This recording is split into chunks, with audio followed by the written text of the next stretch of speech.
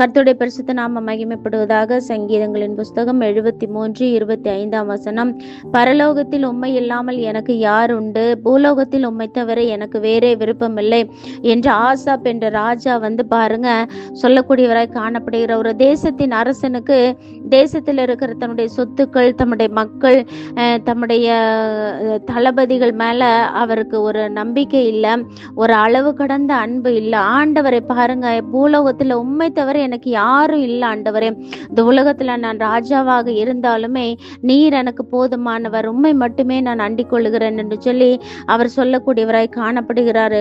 1 சொல்லுகிறது, சுத்த இருதயம் உள்ளவர்களாகிய இஸ்ரவேலருக்கு நல்லவராகவே இருக்கிறார் என்று சொல்லி. ஆண்டவராகிய தேவன் அருமையான ராஜாவாகிய ஆசாப்புக்கு நல்லவராக இருந்தார். காரணம் என்ன என்று சொன்னால், பரலோகத்திலும் ஆண்டவர் மட்டும்தான் எனக்கு, இந்த பூலோகத்திலும் நீர் மட்டும்தான் எனக்கு சொல்லி ஒவ்வொரு நாளும் ஆண்டவரை முன்வைத்து அவர் வாழக்கூடியவராய் இருந்தார். நம்முடைய வாழ்க்கையில யாரை முன்பதாக வைத்திருக்கிறோம் என்று சொல்லி யோசித்து பார்க்க வேண்டியது அவசியமா இருக்கிறது. உலகத்தில் அநேக ஆசீர்வாதங்களை கர்த்தர் நமக்கு கொடுத்திருக்கிறான். அநேக குடும்ப பின்னணிகள் கொடுத்திருக்கலாம், நண்பர்கள், உறவினர்கள் கொடுத்திருக்கலாம், அநேக அன்புக்குரியவர்களை கொடுத்திருக்கலாம். ஆனாலும் நமக்கு முக்கியம் யார் என்று சொல்லி நம்ம யோசிக்க வேண்டியது அவசியமா இருக்கிறது. கர்த்தர் தாமே நம்மை ஆசீர்வதிப்பாராக. ஆமென்.